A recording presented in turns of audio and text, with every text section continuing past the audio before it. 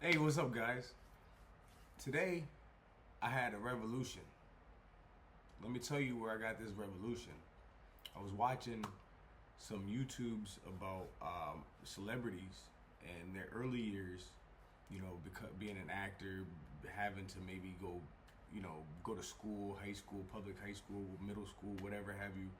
And I started putting it together with my experiences, and I get it. I get it now.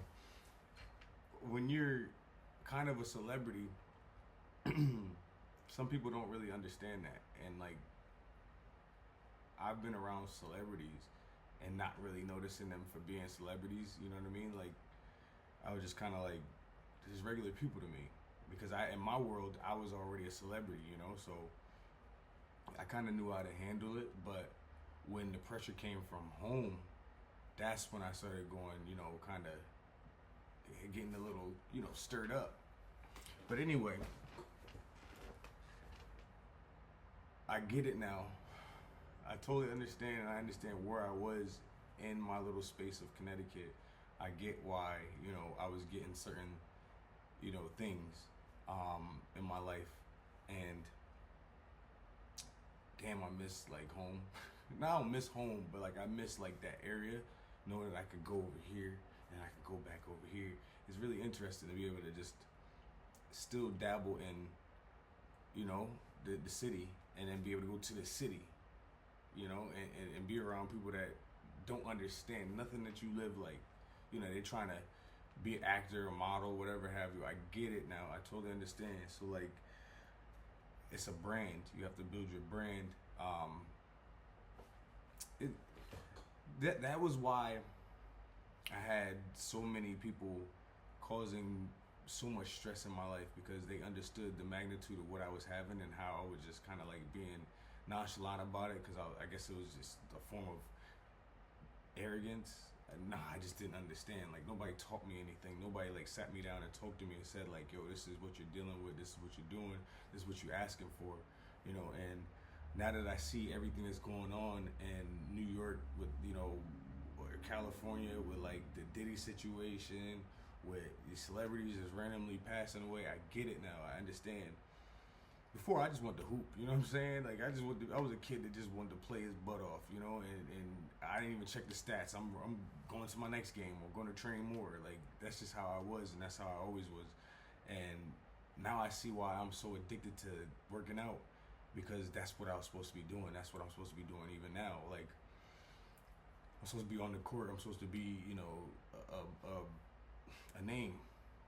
Now, I get people that, make comments, and they don't really realize, like, you're trying to chase after somebody who's been almost to the mountaintop of being a freak athlete, So I see where you set that bar at, and I also saw where I made my mistakes at, and how I also I drug other people along in my mistakes, and this not that I was making mistakes. It was just that I wasn't known. I didn't know. Like, you know what I'm saying? I was just a little ignorant kid from Greater New Haven, so from West Haven.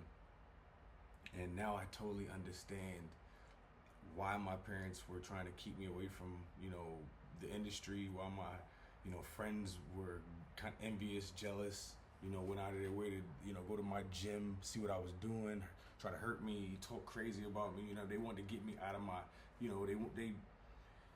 they played me out of my position, so they tricked me out of my position. And now I know that those are the people that I don't need around me, you know what I'm saying? It's not that I need to run away from the area, it's just that I need to keep those people away from me.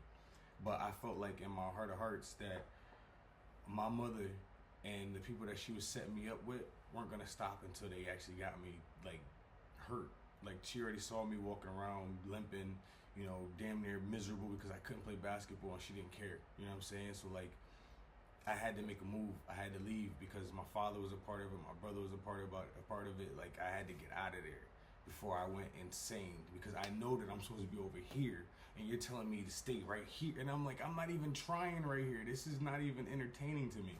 This is entertaining. This is making me happy. Like, don't try to drag me down. You know what I'm saying? But anyway, I get it. I get that I had to learn all this stuff on my own.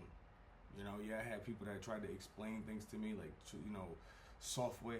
But I'm the type of person you really gotta shake me and be like, yo, look around, see what you're seeing, smell what you're smelling, look at the food you're eating, look at the people you're sitting with. I didn't understand any of that. I was just there, like, being me. You know, I knew when to speak, not to speak. You know what I mean? I knew how to be etiquette wise and all that stuff from the training of movies, TV shows that I've seen. Never my parents explained anything to me. You know, I had to learn how to do all that stuff on my own, and I just thought it was like kind of like bougie, and I liked it. I loved that. You know what I mean? So I know what I got to do to get back on my feet to be where where I want to be. And usually that's what people are working so hard for. You know, get a 9 to 5 and save their money, invest in this and that to get to where I was, and I was doing it just being an airhead. You know what I'm saying? Just because I was a hooper and I was handsome, I had a nice smile, and I could speak well. You know, and I had these little trainings that I put myself through the movies and TV shows that I watched. So, excuse my ignorance for the last, let's say, 38 years. I didn't understand who I was, what I was, but I understood who I was in my mind. You know, I had my own world, and I figured I'll distract myself from the noise by keeping myself in this world. And I noticed that that's what abused children do. They put themselves in this world, and they keep themselves in that world, and to distract them from what's going on in the real world.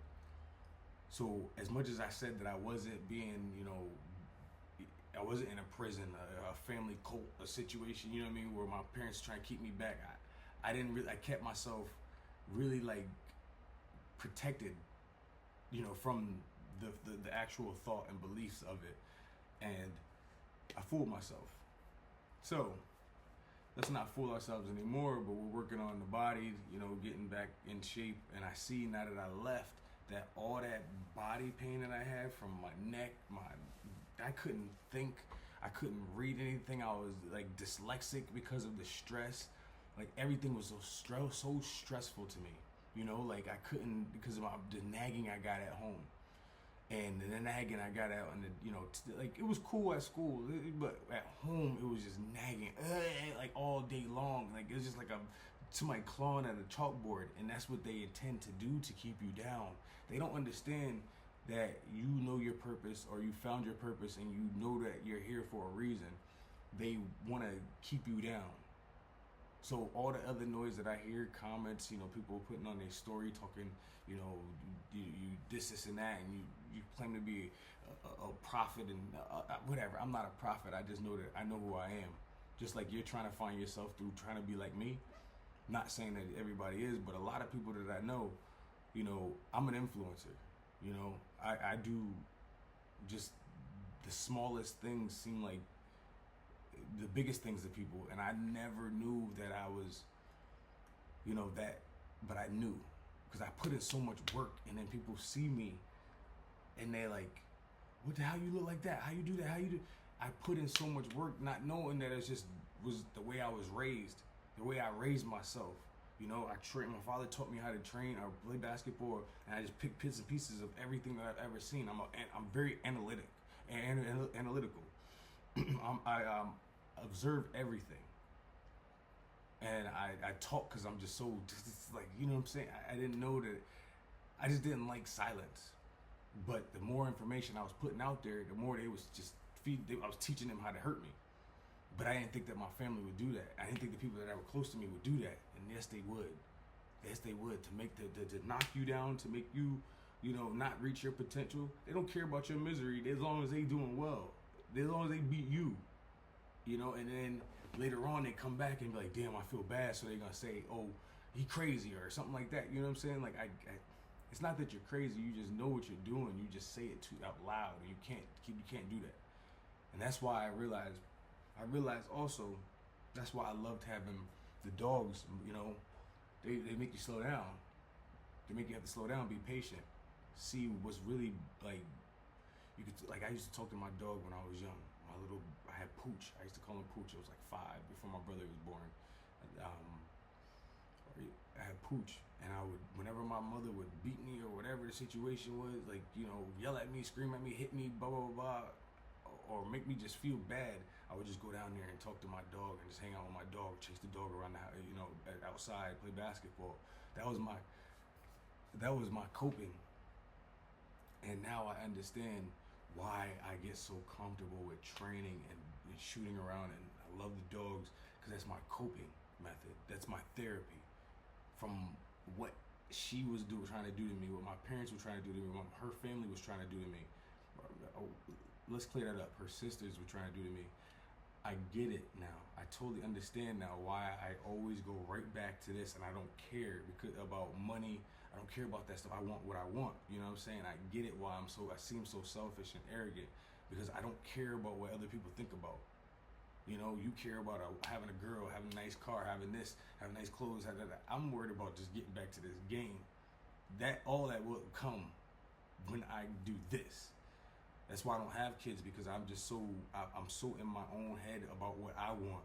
I don't care about what everybody else wants, because they didn't care about me when I was trying to do this, and they were trying to break my little glass to get in there and start messing with me.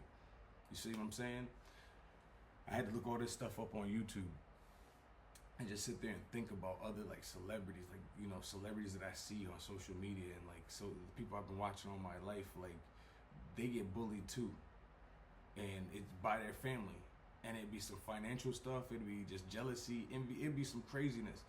They're humans just like you are, and you're gonna go through the same situation. If you look a certain way, you act a certain way, you talk or speak a certain way, you're gonna get that.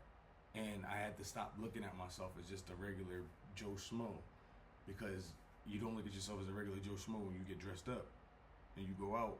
You don't look at yourself as a regular Joe Schmo when you play basketball or play football or play baseball or play anything. You don't look at yourself as a regular Joe when you go to the gym. When you go to California, they don't look at you as a regular Joe. You know what I'm saying? You in Hollywood, they don't look at you as a regular Joe. They look at you like you one of them. And that's how it was with Stanford. That's how it was in New York. That's how it was everywhere I've gone. And now I see that they were just trying to dim my light, because they couldn't come along. They weren't going to be able to make it. So they had to stop me from being able to see that family is not always the best for you or want the best for you. Now I understand, and now I get it. And I'm building my brand now. I'm back building my brand, and damn, it sucks that it took this long to really understand, even though I was in the gist of everything. But maybe it's the right time with everything that's going on. Maybe it's the right time for me to do this.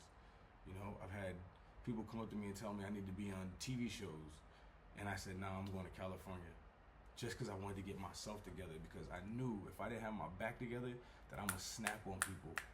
And you don't want to see me mad, especially when I'm 220, you know what I mean, huge. I don't want to be like that. I don't want no little kid to see that. I don't want any adult or a parent to see that, so then they be like, Marcus is not a role model. I don't consider myself a role model, but I know what people have been telling me all my life, even in the Navy. You're a role model. So when I went overseas in Japan, Australia, Thailand, Philippines, all that stuff, they all came up to me and spoke to me and said, watch how you act. Everybody gonna be on you. And I get it, because they thought I was the wild boy, but in all actuality, I was just getting, I had the most attention. So, and I was huge. I was 230, you know what I'm saying? 230, just what? Anyway, I'm happy that I had this time to get away, just walk away, just run away, crawl away. Really, that's what I did, because my body was so messed up. I couldn't walk, I couldn't run, I couldn't do anything without 100% pain just shooting through from my toes to my neck, and it just, I wasn't thinking rationally. And that's why I went off to the military. That's why I said, I wasn't ready. And had I known, somebody really sat down and spoke to me, I would understood a lot more, a lot quicker. I just needed somebody to trust. And when your whole family just does something distasteful to you, and they just do something so petty and evil to you, you don't know who to trust or what to trust. You just know that you don't trust them. You know what I'm saying? And where we were just little kids out in town, and I still carry that with me now. And I tell my brother not to do that with certain friends that I was hanging out with, but they were only around me just to get attention, get clout anyway too. So I get it. I get it now. I understand, and I just want to apologize to me. I want to apologize to you. And I want to apologize back to myself and God for not doing exactly what I was supposed to do when I was supposed to do it. But God knows what He's doing. It's the perfect time whenever He says it's time. So I'm building myself mentally, spiritually, rebuilding my body, rebuilding everything, just rebuilding. And I know that I've done a lot of crooked looking stuff, but I didn't know what I was doing. I had no clue. I didn't understand until I got this place right here, maybe a couple weeks ago, where I'm starting to see things. I'm starting to open up my eyes a lot more every day. Every day I'm seeing more and more and more. And I'm seeing what I was doing wrong in the gym. I'm seeing what I was doing wrong in the lifting. I see that I was kind of using my ego when I didn't need to use my ego. I was using my pride, for myself instead of using it at the right time or just swallowing it or whatever. You know what I'm saying? I'm getting it, understanding it better. And I just want the young man, young woman that's out there that knows that they have a lot of potential. Maybe somebody in their family or people outside don't understand you or just don't want to, uplift you. It's okay. You can do it yourself. Just make sure you get away from it as soon as possible. Because the sooner I got away from them, my body started feeling better, my mind started feeling better, my spirit came back. I no longer wanted to yell and cuss at people and all this other stuff. It all started falling in place. So I understand why God put me in this position, and I'm not arguing with Him. I'm just ready to take on what He needs me to take on and complete the mission that He has sent me here to do. And that's my story, and that's what I'm sticking to. I love you guys. I haven't brushed my teeth, so excuse me. Oh, I just ate something. I'm sorry. I ate some chicken. Anyway, like always, chicken, rice, and greens. So it's probably all oil. Anyway. I love you guys. I thank you very much for just sticking with me while I was going through this whole thing for the last 3 years. I really have I've got it understood now. And, or whatever 2 years it's been. 2 years, yeah, 2 years. I thank you so much for just staying with me, sticking with me. And I promise you the best version of myself. And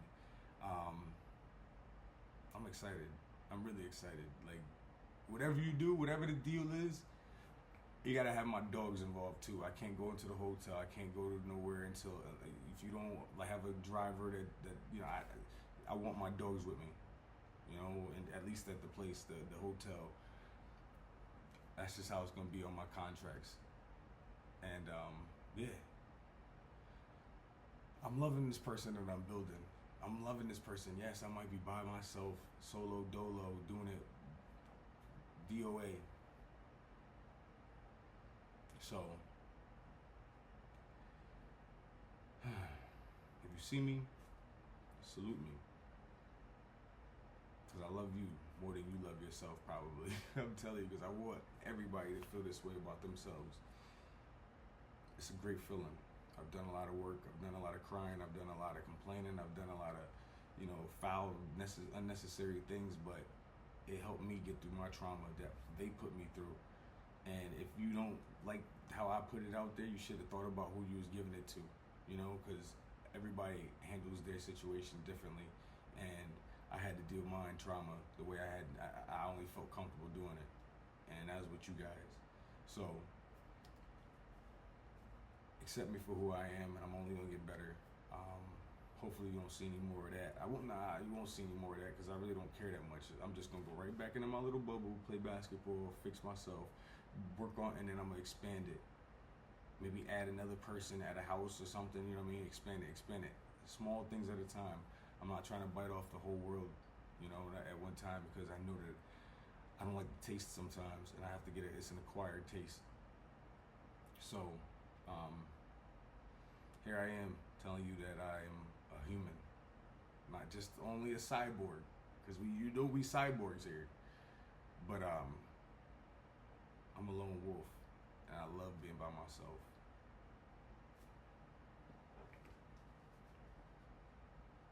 But damn.